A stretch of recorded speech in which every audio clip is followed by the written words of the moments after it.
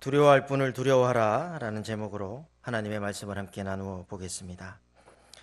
예전에 인터넷에서 이런 글을 본 적이 있습니다. 남자들의 세대별 두려움. 먼저 30대 남자는 이리저리 막 그어서 사용했던 신용카드 청구서가 날아올 때마다 두렵다고 합니다.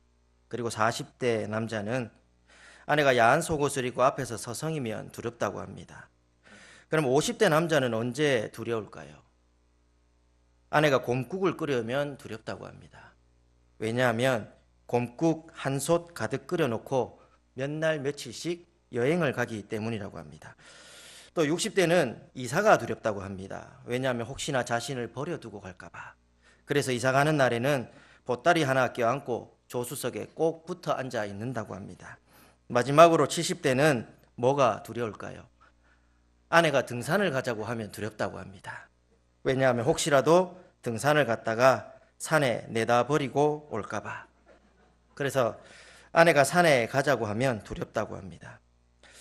그런데 여자들의 세대별 두려움이라는 글은 없었습니다. 제가 한번 찾아봤는데 여자들은 이렇게 세대별로 두려운 것이 없나 봅니다. 그렇다고 해서 여성분들이라고 두려운 것이 없을까요? 분명 여성분들도 자기 나름대로의 두려움들이 다 있을 것입니다. 여러분, 이렇게 우리가 살아가는 이 시대는 저마다 두려움의 내용들은 다 다르지만 모두가 두려움을 가지고 있다라는 이 공통점을 가지고 살아가는 시대인 것 같습니다. 아이들은 학교가 두렵고, 어른들은 직장이 두렵고, 청년들은 미래가 두렵고, 중병을 앓고 있는 사람들은 내일이 두렵습니다. 가진 것이 없는 사람은 없어서 두렵고, 가진 것이 많은 사람은 그 가진 것을 잃을까 봐 두려워합니다. 이렇게 모두가 저마다의 두려움을 가지고 살아가는 시대가 바로 오늘 우리가 살아가는 이 시대라는 것이죠.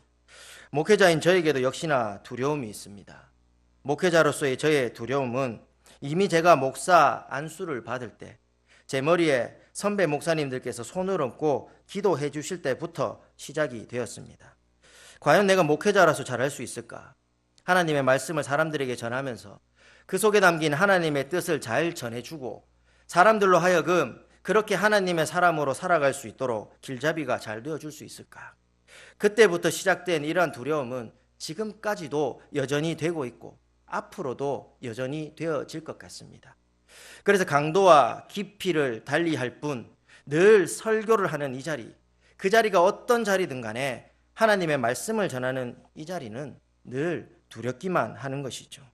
그리고 다음 사역지는 어디로 가야 되는가 하는 그런 미래에 대한 두려움도 있습니다.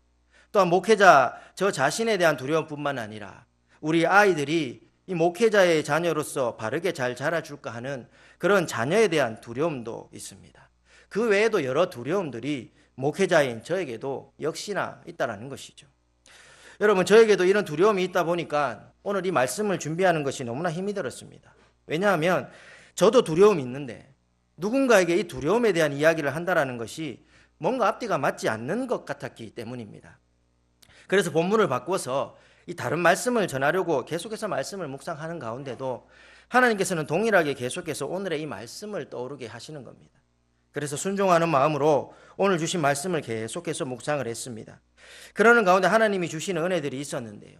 그 은혜들을 이 시간 함께 나누어 보기를 원합니다. 오늘 본문은 예수님께서 제자들에게 하나님 나라에 관한 복음을 전파하러 이 땅에 오신 자신들의 스승이며 메시아이신 예수님께서 이 땅에서 거절과 순환을 당하시고 자신들 역시 예수님의 뒤를 따라 거절과 적대 그리고 핍박받는 삶을 살아갈 수밖에 없다라는 것을 말씀해 주고 있는 내용입니다. 여러분, 그리스도인에게 복음 전파는 사명인 동시에 삶입니다.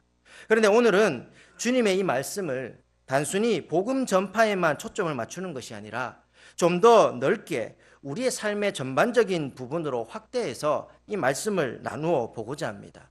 왜냐하면 우리의 삶도 역시 이 복음을 전하는 하나의 수단이기 때문입니다. 여러분, 예수님께서는 제자들에게 이 복음을 전파하다가 당하게 되는 거절과 적대, 핍박과 순환으로 인해서 그들에게 두려움이 생길 때가 있다라고 말씀을 하십니다. 여러분, 어떤 두려움이 있을까요? 복음을 전하면서 당하게 될 사람들에 대한 두려움, 복음을 전하면서 겪게 될 물질의 두려움, 육신의 두려움, 정신적 두려움과 같은 여러 두려움들이 있을 것입니다. 여러분, 우리의 삶도 마찬가지 아닙니까? 그리스도인으로 살아간다라는 것, 그 삶을 살아가는 것이 얼마나 두려운 시대입니까? 그리스도인으로 당당하게 살아가기가 얼마나 두려운 시대를 우리는 지금 살아가고 있습니까? 왜 두렵습니까? 그리스도인으로 살아갈 때 받게 될 육체적, 정신적 핍박과 고난들이 너무나 많기 때문입니다. 그리스도인으로 당당하게 살아갈 때 얻게 될 손해와 불이익들이 너무나 많기 때문입니다. 그래서 두려운 것입니다. 예수님도 이런 우리의 두려움을 모르시는 것이 아닙니다. 다 알고 계시죠. 그래서 우리에게 어느 정도의 두려움을 용납하시는가요? 그것은 아니라는 겁니다. 이런 두려움으로 가득한 세상에서 복음을 전하게 될 제자들과 그리고 우리를 당당한 그리스도인으로 살아가기를 두렵게 하는 이 세상에서 살아가야 될 우리들에게 주님께서 하시는 말씀은 무엇입니까? 바로 오늘 본문 26절과 28절을 통해 주님께서는 우리에게 두려워하지 말 것을 말씀을 하십니다. 무엇을 두려워하지 말라는 것일까요? 나에게 두려움을 주는 그 세상, 이 세상에는 사람과 환경과 형편과 문제 등 여러 가지들이 다 포함이 되게 있지만 이 모든 것을 다 포함하는 이 세상을 두려워하지 말라라는 것입니다. 대신에 두려워할 분을 두려워하라고 말씀하십니다. 그분이 누구이십니까? 바로 하나님이시라고 말씀하시는 것이죠. 그렇다면 여러분, 왜 예수님께서는 그 하나님을 두려워해야 될 분이라고 말씀하시며 왜 하나님을 두려워해야 한다고 말씀을 하시는 것일까요? 그 이유로 오늘 본문을 통해 세 가지 정도를 살펴보고자 합니다. 첫 번째로 우리가 하나님이 두려워해야 될 분이고 하나님을 두려워해야 하는 이유는 하나님이 이 세상보다 더 큰 능력을 가지신 분이기 때문이라는 겁니다. 오늘 본문 28절에 보면 예수님께서 이렇게 말씀하십니다. 몸은 죽여도 영혼은 능히 죽이지 못하는 자들을 두려워하지 말고 오직 몸과 영혼을 능히 지옥에 멸하실 수 있는 이를 두려워하라고 말씀을 하십니다. 여기에 보면 예수님께서 두려움의 대상을 두 부류로 나누고 있습니다. 어떻게 나누고 있습니까? 한 부류는 몸을 죽여도 영혼은 능히 죽이지 못하는 자들, 다른 한 부류는 몸과 영혼을 능히 멸하실 수 있는 자, 이렇게 두 부류로 나누고 있습니다. 그렇다면 몸은 죽여도 영혼은 능히 죽이지 못하는 자들은 누구일까요? 바로 세상이라는 겁니다. 그리고 이 세상이라는 것에는 앞에서 말씀드린 바와 같이 사람과 물질과 문제와 환경과 같은 모든 것들이 다 포함이 되어 있다는 것이죠. 여러분, 우리는 흔히 이런 말을 합니다. 사는 것, 몸은 힘들어도 마음은 편합니다. 몸은 좀 괴로워도 마음은 평안합니다. 여러분, 무슨 말입니까? 세상을 살아가다 보면 우리를 힘들게 하는 여러 가지 것들이 많이 있다는 겁니다. 환경이 나를 힘들게 하고 사람이 나를 힘들게 하고 생각지도 못했던 것들이 나를 힘들게 하지만 그래서 그런 것들이 우리의 육신을 죽일 만큼 괴롭게 할 수 있다는 겁니다. 그러나 그것이 한계라는 겁니다. 무슨 말이냐면 세상이 주는 힘듦이 아무리 크다 할지라도 그것은 우리 인간의 육신에까지밖에 미치지 못한다는 겁니다. 그러나 하나님은 어떻습니까? 하나님은 우리의 육신뿐만 아니라 우리의 영혼까지도 능히 멸하실 수 있는 분이라고 예수님은 말씀하시는 것이죠. 왜 그렇습니까? 우리 하나님은 우리를 괴롭히는 그 문제와 상황보다 더 크신 분이고 우리를 두렵게 하는 것들이 가진 그 능력보다 더 큰 능력을 가지신 분이시기 때문이라는 겁니다. 여러분, 그러면 우리는 누구를 더 두려워해야 되는 것일까요? 당연히 더 큰 능력을 가지신 하나님을 두려워해야 되는 것 아니겠습니까? 여러분, 아이들을 한번 보십시오. 아이들은 자기가 더 두려워하는 대상 앞에서 움츠러드는 모습을 너무나 쉽게 볼 수가 있습니다. 그래서 그런지 저희 아이들이 저는 별로 겁을 내질 않습니다. 대신에 엄마는 겁을 냅니다. 그래서 엄마가 뭐라 하면 찍소리 않고 시키면 시키는 대로 다 합니다. 그런데 제가 말하면 들은 척도 안 합니다. 대답들 해도 건성으로 합니다. 눈도 안 마주치고. 왜 그럴까요? 누가 더 두려운 존재인지를 알기 때문입니다. 아빠보다는 엄마가 더 두려운 존재라는 것을 아이들은 안다라는 것이죠. 여러분, 이런 맥락에서 비추어 본다면 우리가 이 땅을 살아가면서 정말 두려워해야 될 존재 역시 세상이 아니라 그보다 더 큰 능력을 가지신 하나님이신 줄로 믿으시기를 축복합니다. 우리가 두려워야 될 존재는 내가 쌓은 부와 명예를 없앨 것만 같은 그런 세상 속에서의 인간관계의 단절이 아니라 손가락 하나만 까딱하고 입김 한 번만 불면 그 모든 것들 하루아침에 바람에 날리는 겨와 같이 만들어 버리실 수 있는 그 하나님과의 관계의 단절인 줄로 믿으시기를 축복합니다. 왜 그렇습니까? 우리 하나님은 우리가 두려워하는 그 세상을 창조하신 분이고, 우리가 하나님은 세상의 그 어떤 능력보다도 더 큰 능력을 가지신, 능치 못할 것이 없으신 하나님이시기 때문이라는 겁니다. 여러분은 지금 무엇을 두려워하시는가요? 이 세상에서 좋은 집 가지지 못한 것이 두렵습니까? 그런데 하나님의 거룩한 도성을 집으로 가지지 못한 것은 두려워하지 않으시지 않습니까? 이 땅에 쓰기에 부족하지 않을 만큼의 물질을 가지지 못해서 두려우신가요? 그런데 하나님이 주시는 하늘의 보화를 가지지 못한 것은 두렵지 않습니까? 여러분, 우리 자녀들이 이 세상 속에서 무시당하고 멸시당하는 것이 두렵습니까? 사람들에게 외면당하는 것이 두렵습니까? 그런데 그 아이들이 하나님께 외면당하고 하나님의 눈밖에 나는 것은 두렵지 않냐라는 겁니다. 여러분, 마땅히 두려워해야 될 분을 두려워하십시오. 문제보다 크시고 상황보다 크신 그 하나님을 두려워하십시오. 우리의 육신을 고작 괴롭히기밖에 하지 못하는 그 세상을 두려워하지 말고 우리의 영혼까지도 멸하실 수 있는 그 위대하신 하나님을 두려워하실 수 있기를 소망합니다. 여러분, 하나님에 대한 두려움은 우리를 하나님에게서 한 발짝 물러나게 만드는 것이 아니라 오히려 죄의 유혹에서 우리를 한 발짝 물러나게 해주는 것입니다. 하나님에 대한 두려움은 우리가 살아가면서 하게 될 수많은 선택 가운데서 세상이 아닌 하나님을 기준으로 삼게 할 것이고, 선택과 결정 앞에서 한 번 더 생각하게 만드는 겸손에 이르게 한다는 것입니다. 그러면 여러분의 삶에 이 하나님에 대한 두려움이 회복되기를 소망합니다. 목회자인 저를 비롯한 우리 각자의 삶뿐만 아니라 여러분들의 가정과 우리 교회도 이 두려움이 회복되기를 소망합니다. 그래서 하나님의 피조물인 세상이 주는 그 두려움의 능력에 두려워하며 사는 것이 아니라 그 세상을 창조하신 더 크고 위대하시며 전능하신 능력을 가지신 그 하나님을 두려워하며 살아가는 우리 모든 성도님들이 되시기를 축복합니다. 두 번째로 우리가 하나님을 두려워해야 되는 이유는 하나님은 우리의 모든 것을 다 아시는 분이시기 때문이라는 겁니다. 여러분, 오늘 본문 29절을 보면 예수님께서 이렇게 말씀하십니다. 참새 2마리가 한 아사리온에 팔리지 않겠느냐? 그러나 너희 아버지께서 허락하지 아니하시면 그 하나도 땅에 떨어지지 아니하리라. 여러분, 참새는 예수님 당시 가장 흔하고 값이 나가지 않는 짐승이었습니다. 그리고 오늘 본문에 그 참새 2마리의 값으로 제시된 한 아사리온은 당시 가장 가난한 계층이었던 1일 노동자의 하루 품삯에 해당되는 한 데나리온의 16분의 1에 불과하는 그런 돈이었습니다.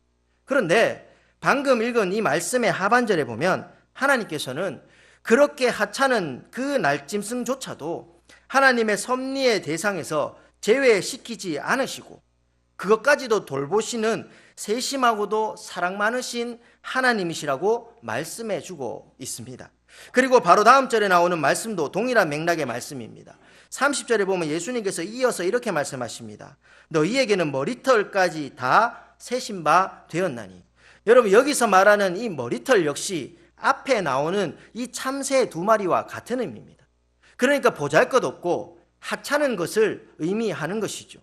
그러니까 예수님께서 이 참새 2마리와 이 머리털 이야기를 하시는 이유는 예수님 자신이 이렇게 보잘것없고 하찮은 것도 세심하게 아끼시고 사랑하시는 분이시라는 것을 말씀해 주시고자 위함 때문이라는 겁니다.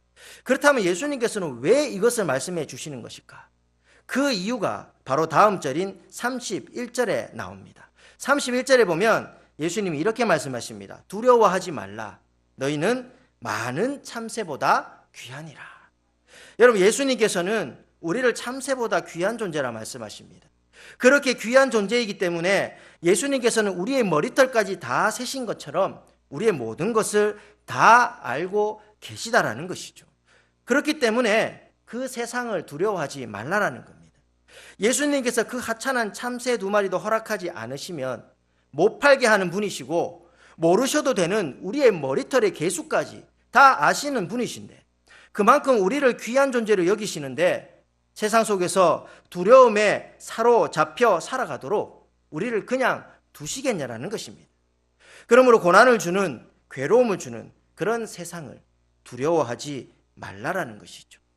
오히려 그 참새보다 귀하게 머리털까지 세시며 우리의 모든 것을 아시는 그 하나님을 두려워하라고 예수님은 말씀하고 계시다라는 것입니다.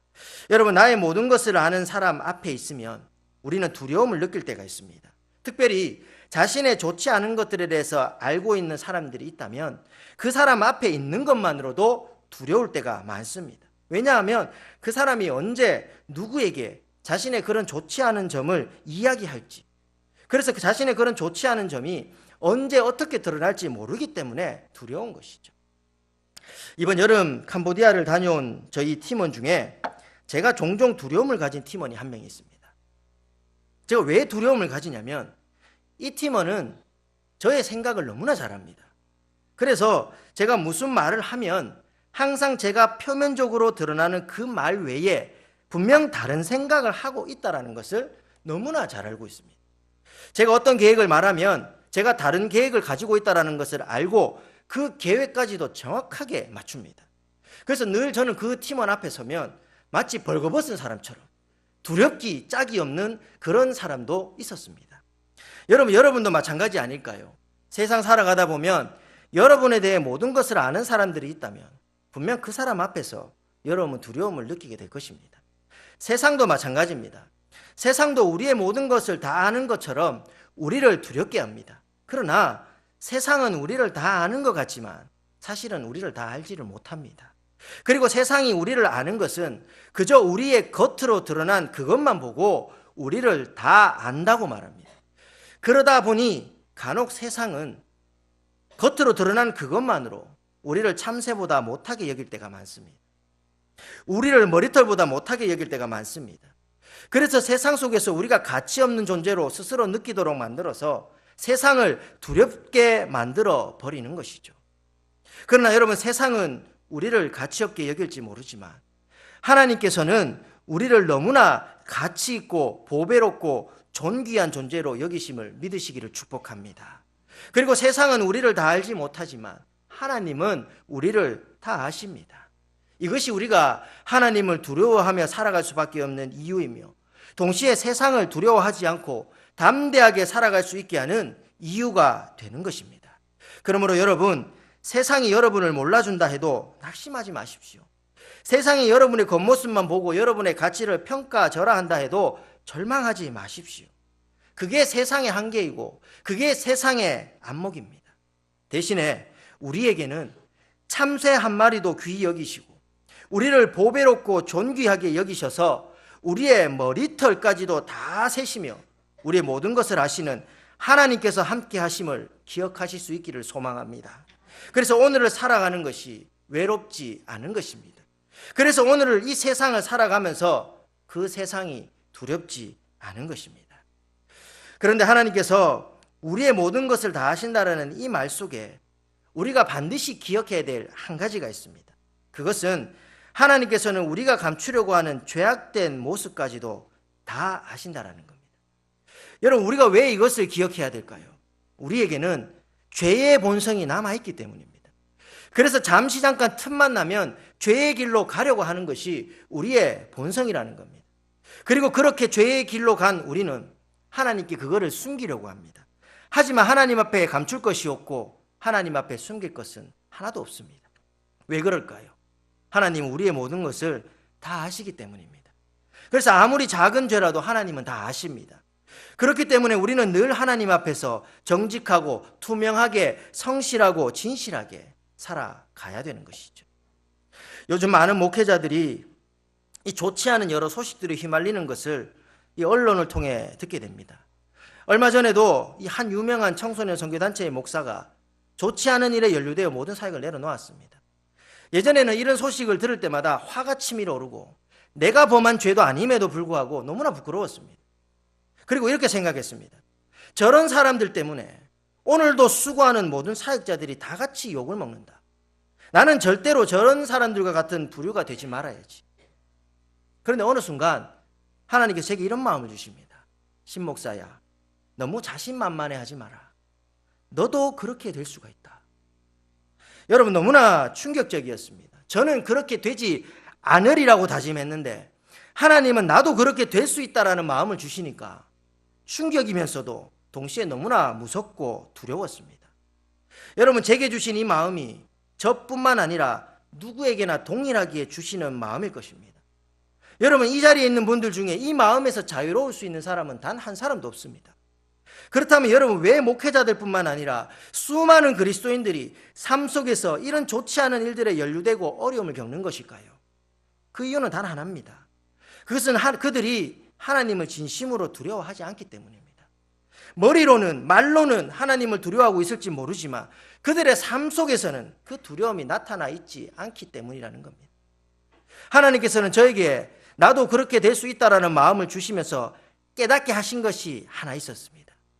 신목사야, 너 역시 나를 진심으로 두려워하지 않으면, 내 삶 속에서 나를 두려워하지 않고 살아가면 너 역시 저들과 같이 그렇게 될 것이다.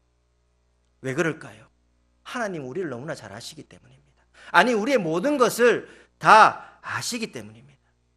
우리가 얼마나 연약한 존재고 우리가 얼마나 강한 의지를 가지고 있어도 얼마든지 넘어질 수 있는 그런 존재라는 것을 하나님은 너무나 잘 알고 있기 때문에, 그래서 하나님께 등 돌리고 하나님을 떠남으로 하나님 없이 살아가는 그런 삶이 아니라 그럴수록 더 하나님을 의지하는 삶을 살게 하시고자 우리에게 말씀해 주고 계시다라는 겁니다.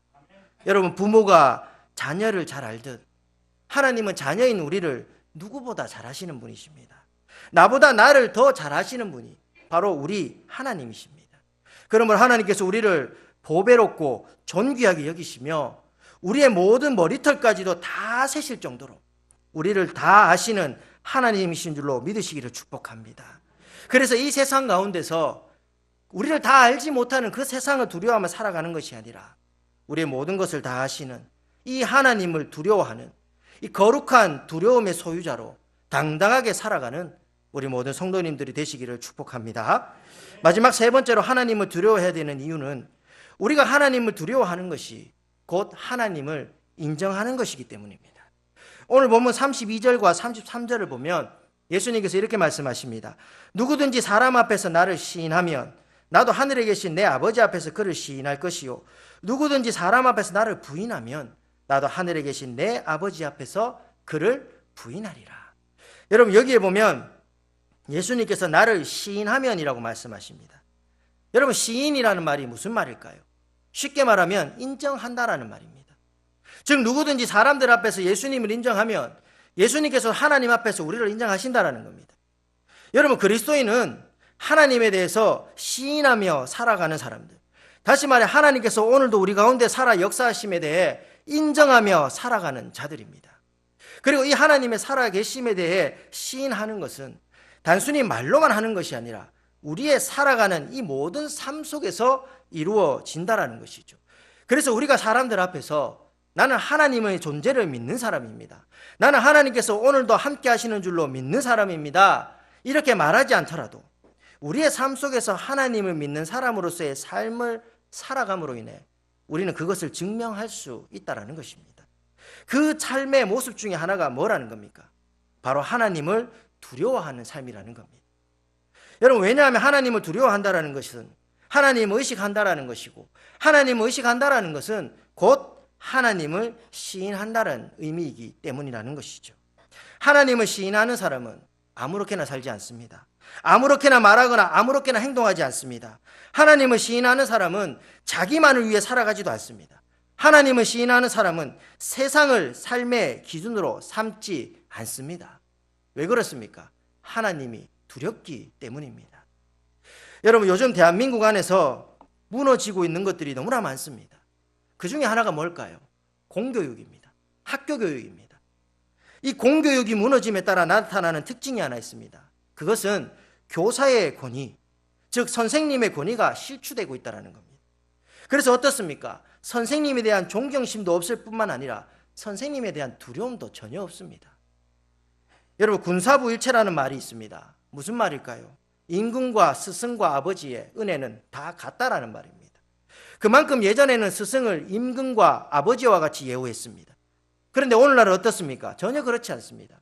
가끔 뉴스를 보면 아시겠지만 아이들 앞에서 부모가 선생을 폭행하고 욕설하고 심지어는 그 아이들이 보는 앞에서 선생님을 무릎 꿇게 하는 이런 일들이 심심치 않게 일어나고 있다는 겁니다. 여러분, 이런 것들을 보면서 자라는 아이들이 무엇을 배울까요? 다른 것은 몰라도 선생님을 두려워하지 않는 것은 배우게 됩니다. 그렇게 자란 아이들은 똑같이 선생님을 두려워하지 않고 똑같이 선생님을 폭행하는 아이, 선생님께 욕설하는 아이로 자라게 되는 겁니다. 여러분, 부모나 아이들이 선생님을 두려워하지 않고 정말 이런 막장 드라마에나 나올 법한 이런 일을 행하는 것은 그들이 선생님을 선생님으로 인정하지 않는다라는 겁니다. 여러분, 이런 맥락에서 우리가 하나님을 두려워하는 것은 하나님을 인정하는 것에 또 다른 말이 되는 것이죠. 그리고 이렇게 우리가 하나님을 두려워함으로 그 하나님을 시인하는 삶을 살면 하나님께서 어떻게 하신다는 겁니까? 하나님께서, 예수님께서 우리를 하나님 앞에서 시인하시겠다라는 겁니다. 우리를 하나님의 자녀로, 하나님의 거룩한 백성으로 인정하시겠다라는 겁니다.